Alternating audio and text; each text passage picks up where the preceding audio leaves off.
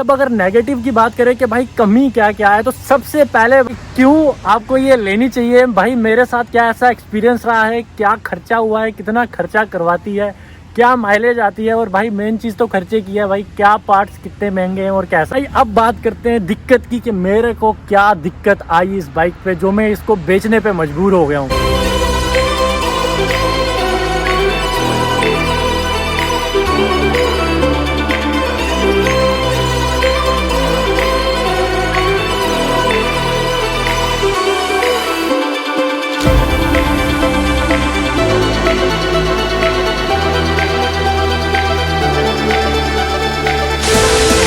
Hello guys, welcome back to the channel, welcome back to the only video. तो title और thumbnail से आपने देख लिया है कि भाई इस वीडियो में आज मैं क्या बताने वाला हूँ। सबसे पहले तो हमारी बाइक जो है भाई पीछे खड़ी है, तो एक नज़र इस पे भी डाल दो आप सब। तो इस वीडियो में मैं बताने वाला हूँ कि क्यों भाई आज मैं अपनी बाइक को सेल करने का सोच रहा हूँ। ऑलमोस्ट 7-8 साल हो गए हैं इस बाइक को, मतलब 8 साल पुरानी है ये बाइक और मैं पिछले 1 साल से इसको ऑन कर रहा हूँ। तो भाई अब बेच क्यों रहे हैं, तो वो मैं आपको बताऊंगा कि आपको इस टाइम पे लेनी चाहिए। अगर 2024 में लेने का सोच रहे हो BS3 या BS4, तो आपको लेनी चाहिए या नहीं लेनी चाहिए, तो ये थोड़ा सा आज मैं एक्सप्लेन करने वाला हूँ। और मेरा क्या एक्सपीरियंस रहा है इस बाइक के साथ आपको पता है। मैं इसको ऋषिकेश लेके गया हूँ और भी बहुत सारी जगह पे लेके गया हूँ, तो वही मैं आज आपको सीन बताऊंगा कि क्यों आपको ये लेनी चाहिए। भाई मेरे साथ क्या ऐसा एक्सपीरियंस रहा है, क्या खर्चा हुआ है, कितना खर्चा करवाती है, क्या माइलेज आती है, और भाई मेन चीज़ तो खर्चे की है भाई, क्या पार्ट्स कितने महंगे हैं और कैसा है।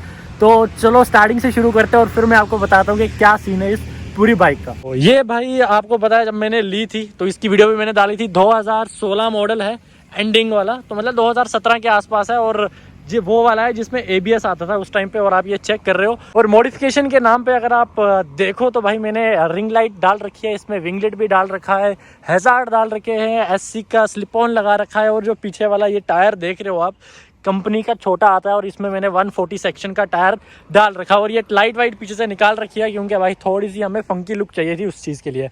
तो भाई जब मैंने ये ली थी तो मेरे को काफ़ी अच्छी प्राइस पे पड़ गई थी, जैसे आप सबको पता है काफ़ी अच्छी डील में पड़ गई थी। जस्ट इसमें यह था कि मेरे को थोड़ा सा इसमें काम करवाना था, तो भाई वही काम के चक्कर में बहुत काम हो गया। और आपको ये पता है कि मेरे पास BS4 वाली भी है, ये BS3 वाली है। तो BS4 वाली जो है वो घर पे है, और मेरा जो कॉलेज है वो दिल्ली में है, तो फिलहाल दिल्ली में मेरे पास ये बाइक है। और इसका क्या सीन है वो मैं आपके साथ शेयर करने वाला हूँ। तो भाई जब मैंने ये बाइक ली थी, इसमें एज सच जो प्रॉब्लम थी वो इसमें सर्विस करवानी थी, वो तो नॉर्मल वाला सिस्टम था। और भाई इसकी जो क्लच प्लेट्स थी वो पूरी की पूरी फूकी हुई थी, मतलब पूरी की पूरी इसकी क्लच प्लेट है वो बंद हो चुकी थी, क्योंकि 6-7 साल हो गए थे इस बाइक को। तो मैंने लेने के बाद इसमें पूरी क्लच प्लेट नहीं भाई, पूरी की पूरी क्लच असेंबली जो है पूरी चेंज की है, पूरी की पूरी क्लच असेंबली कंपनी से की थी। तो लेबर चार्ज मिला के मेरे हिसाब से 6,000 के आसपास मेरे को ये पूरा खर्चा बैठ गया था। और उसके बाद मैंने ये मॉडिफिकेशन खुद करवाई है। जिस भाई से मैंने ली थी उसने कोई मॉडिफिकेशन इस पर कुछ नहीं था, पूरी स्टॉक जैसे नॉर्मल रहती है वैसी थी। और इसमें भाई फिर मैंने क्या करवाया, अब मैं आपको वो एक एक करके बताता हूँ। तो अब मैं बताता हूँ और मैंने क्या करवाया। कौन सेट इसका ख़राब था वो भी चेंज करवाया, एक्सीलेटर वायर चेंज करवाई, ब्रेक वायर जो थी वो भी चेंज करवाई, और भाई इसमें और क्या करवाया मैंने, जस्ट हाँ बस ये सब। मतलब ऑलमोस्ट अगर आप मानो तो मैंने इस पे कितना खर्चा किया, 15,000 के आसपास मैंने लेने के बाद अलग से इस पे खर्चा किया, जो कि इसका मेंटेनेंस वाला ही था। जो मैंने आपको बताया क्लच प्लेट थी, ये था वो था, और मॉडिफिकेशन का इतना खर्चा नहीं था। 4,000 की मॉडिफिकेशन मान लो, और बाकी सब जो था इसके पार्ट्स पे और जो भी इसमें ख़राब था वो चेंज करने में लग गया। अब भाई क्या सीन आ रहा है, अब मैं इसको चेंज क्यों कर रहा हूँ। जैसे आप सबको पता है कि मैंने भाई ये जब ली थी तो मैं इसको लेके उत्तराखंड भी गया था, जस्ट अभी उत्तराखंड से 1 महीने पहले आया हूँ वापस। तो भाई अगर बात करें दिक्कत की, तो भाई मेरे को इस बाइक ने फिलहाल कोई भी एज सच दिक्कत नहीं दी कि भाई मैं बोलूँ बहुत परेशान आ गया हूँ। जो काम था भाई, काम मांग रही है तो काम करवाना है, और जो मैं काम करवा रहा हूँ तो उसके बाद कोई भी जो दिक्कत है वो नहीं आई। तो माइलेज की बात करूँ तो भाई आपको पता है BS3 वाली में माइलेज का लोचा बहुत है भाई, और ऊपर से मैंने स्लिप ऑन लगा रखा है, तो भाई एग्जॉस्ट से भी माइलेज जो है वो कम हो जाती है। और मेरे को मुश्किल से अगर प्यार से चलाऊंगा तो 30 के आसपास की जो एवरेज है वो दे देती है। अब ये सीन क्या है कि मैं इसको बेच क्यों रहा हूँ। पहली बात तो ये है कि आपको पता है कि मेरे पास दूसरी वाली भी सेम टू सेम है, RS200 BS4 वाली, और ये भी RS200 है। तो अब मैं सोच रहा हूँ कि भाई क्यों ना एक RS200 को बेच दिया जाए, और एक नई लेने का प्लान है पूरी ब्रांड न्यू लेने का प्लान है, अब सेकंड हैंड वाला कोई सीन करना नहीं है। तो इसलिए मैं सोच रहा हूँ, सबसे पहला पॉइंट यही है कि इसको बेच के मैंने नहीं लेनी है। अब भाई एज सच कोई दिक्कत आ रही है या नहीं आ रही है, देखो भाई अब मेरा प्लान ये है कि आपको पता है यूट्यूब वाला सिस्टम चल रहा है, तो मेरा जो प्लान है वो है कि भाई इसको लद्दाख ले जाने का, इसको नहीं, अब जो भी नई बाइक लेंगे भाई उसको, क्योंकि इसमें यह है कि भाई जो सेकंड हैंड बाइक होती है ना, उसको लद्दाख तक ले जाना एक बहुत ही बड़ा हेडेक वाला सीन है। और साथ में आपको पता है मैं मोस्टली सोलो ट्रैवल करता हूँ, जहाँ भी जाता हूँ मोस्टली 99% सोलो ही जाता हूँ। तो भाई अगर एक सेकंड हैंड बाइक है 7 साल पुरानी, चाहे आप उसको जितना भी काम करवा दो, और अभी मानोगे कोई इसमें दिक्कत नहीं है, बट फिर भी भाई दिल का वहम है, उसका कुछ कर नहीं सकते। तो भाई अगर लद्दाख लेके जाऊंगा, इन केस के इसमें कुछ भी हो जाता है, कुछ भी हो जाता है, तो भाई वो मेरा थोड़ा सा सीन वहाँ पे हो जाएगा। तो ये मेन पर्पस है भाई इसको बेचने का। करते हैं कि भाई अगर आपका प्लान बन रहा है एक RS 200 लेने का, BS3 वाली या BS4 वाली या 6 वाली, और अब जो मैं बात कर रहा हूँ ये आपकी पते की बात है, तो भाई अगर मेंटेनेंस की बात करें तो बजाज की कुछ सबसे हाई मेंटेनेंस बाइक्स में से ये बाइक आती है। डोमिनर के बाद भाई सबसे हाई मेंटेनेंस इसकी ही है। और आप एक बात मानोगे, इसमें मेरे को जस्ट इसका चार्जर जो है वो वीक हो गया था। ये इसके नीचे जो चार्जर रहता है, एक बार अगर मैं आपको खोल के दिखाता हूँ, ये चेक कर रहे हो, ये वाला जो चार्जर रहता है रेगुलेटर, भाई साहब गर्म है, ओके, तो ये जो चार्जर ये रहता है, इसमें मेरे को भाई चेंज करवाना पड़ गया था, ये नया डालना पड़ गया था, क्योंकि काफ़ी टाइम हो गया था, तो ये अच्छे से करंट जो है वो डिस्ट्रीब्यूट नहीं कर रहा था। तो भाई आप मानोगे, मेरे साथ एक भाई था, मतलब जान पहचान का ही दोस्त यार है, उसके पास NS 200 है BS3 वाली, मतलब मेरी 2016 मिड है और उसका 2014 की मॉडल की थी। और भाई उसका चार्जर जो है आप मानोगे सिर्फ 900 रुपये का था, और इसका जो चार्जर है वो 2100 का इसके आसपास का है। तो भाई ये एक बहुत बड़ा मेजर डिफरेंस है इसमें और उसमें। आप देख रहे हो कि भाई वो भी 200 सीसी की है, बस ये है कि इसमें जो भी इसमें पार्ट्स हैं भाई वो महंगे हैं, एक्सपेंसिव है और हाई मेंटेनेंस वाले हैं। और आप इसमें मानोगे इसका जो फ्यूल इंजेक्टर है, इसमें फ्यूल इंजेक्टर आता है, और NS 200 जो है उसमें कार्बोरेटर टाइप वाला आता है। तो फ्यूल इंजेक्टर को मेंटेन करना और उसको मेंटेन करके रखना भी एक बहुत बड़ी बात है। और भाई अब अगर नेगेटिव की बात करें कि भाई कमी क्या क्या है, तो सबसे पहले भाई जो मैं कमी बताऊंगा इसमें, देखो NS 200 इससे 40-50 हज़ार सस्ती है, ये उससे 40-50 हज़ार महंगी है। आज के टाइम पे अगर आप दिल्ली में ये लेने जाओगे तो 2,04,000-5,000 के आसपास आपको ऑन रोड पड़ेगी, और NS 200 1,72,000 और 75,000 के आसपास आपको पड़ेगी।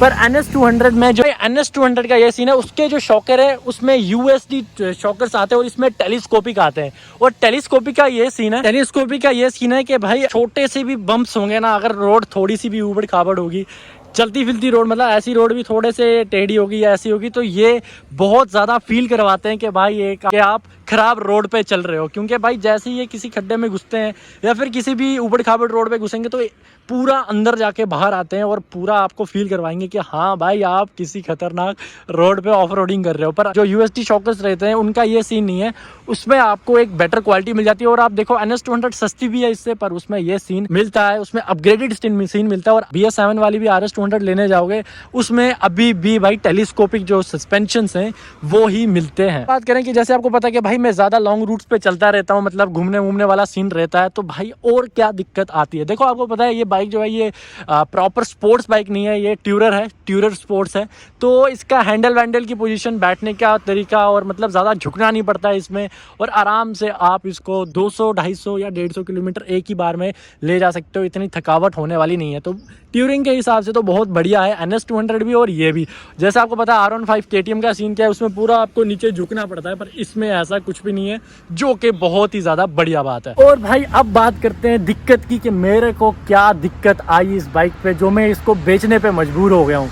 अब ये सीन है दिक्कत की। अगर बात करें तो भाई दिक्कत एज सच फिलहाल मुझे कुछ भी नहीं आई, आप मानोगे नहीं, बहुत ही प्यार से चल रही है। बस माइलेज वाइलेज कम है इसकी, आपको पता है BS3 की तो माइलेज कम ही रहती है। और जो भी है भाई चलने वलने का सीन बिल्कुल बढ़िया है, कोई ऐसा दिक्कत नहीं आई। और ABS वाली है तो भाई ब्रेकिंग में भी इसका कोई भी इश्यूज एज सच मेरे को नहीं मिला। बात करूँ पहाड़ों की, तो पहाड़ों में मैंने इसको बहुत चलाया, तो भाई पावर जो कह रहे हैं ना, पावर लैग एज सच कुछ भी फील नहीं होता, क्योंकि 200 सीसी की भाई किंग है ये पूरा। और आपको पता है कि भाई चलने फिरने में ये बहुत ही ज़्यादा खतरनाक है, पावर की इसमें कमी बिल्कुल नहीं है। और BS3 वाली है तो भाई पावर की कमी तो बोल नहीं सकते। और हाँ बस माइलेज उसी चक्कर में कम हो जाती है भाई, जितनी ज़्यादा पावर होगी उतनी माइलेज कम होगी, तो वो चीज़ ढूंढनी पड़ेगी। बस इसी वजह से मैं इसको बेचने का सोच रहा हूँ कि भाई एक स्पोर्ट्स बाइक लेने का सोच रहे हैं जिसमें माइलेज थोड़ी सी अच्छी हो, क्योंकि भाई आधे से ज़्यादा पानी तो यही पी लेती है भयंकर पूरा सिस्टम। और R15 जैसे आप देख लो, R15 MT-15 ऐसे कोई बाइक लेने का सोच रहा हूँ, क्योंकि आपको पता है कि मेरे पास ऑलरेडी एक RS200 है, तो दो रखने का कोई फन बनता नहीं है। तो वो जब पावर चाहिए रहेगी तो RS200 चला लेंगे, और जब ट्यूरिंग वाला कोई सिस्टम रहेगा तो वो सब चला लेंगे। और अभी KTM 390 एडवेंचर भी मेरे प्लान में है। तो मेन फोकस नहीं है, बस मेन फोकस ये है कि एक मेरे को नई फ्रेश नई बाइक चाहिए जो मेरे को लद्दाख तक बिना किसी झिझक के ले जाए। लेने को तो ये भी ले जाऊं, पर भाई वो रहता ना कि एक तो अकेले जाएंगे और ऊपर से भाई दिल में रहेगा कि भाई कोई प्रॉब्लम हो जाए, कुछ हो जाए, क्योंकि 7-8 साल हो चुके हैं इस बाइक को। तो ये रीज़न है मैं इसको जो बेच रहा हूँ। तो अगर आप में से कोई भी वीडियो देख रहा है और जब मैंने ये वीडियो पोस्ट की है, मतलब अगर आप देख रहे हो, तो अगर बिकी नहीं है, तो अगर आप में से कोई भी लेना चाहता है तो भाई आप ले सकते हो, ऐसे कोई भी प्रॉब्लम नहीं है। मॉडिफिकेशन के नाम पे आप खुद देख रहे हो क्या क्या करवा रखा है इसमें मैंने, और यही सीन है। और अगर जब तक ये वीडियो अपलोड की है मैंने और तब तक अगर बिक गई है तो फिर भी आप मैसेज कर देना, अगर नहीं बिकी होगी तो मैं नीचे रिप्लाई कर दूंगा।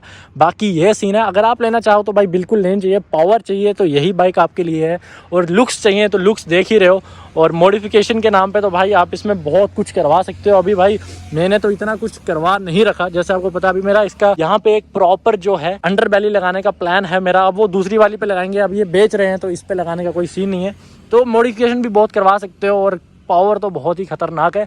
BS4 वाली से कम है। BS4 जो वाली है, BS6 वाली है, BS7 वाली है, उनकी पावर इतनी नहीं है जितनी इसमें पावर है। तो बॉयज यही था इस वीडियो में। आई होप आपको भाई समझ आ गया होगा कि अगर आप लेने का सोच रहे हो या कोई भी आपके मन में प्लान चल रहा है तो आपको क्या करना है, कैसे करना है। बस इस चीज़ का ध्यान रखना। बस पावर बहुत है, पर दिक्कत ये है कि थोड़ा मेंटेनेंस इसका हाई है, माइलेज कम है, तो इस चीज़ का ध्यान रखना। तो मिलते हैं किसी नेक्स्ट वीडियो में।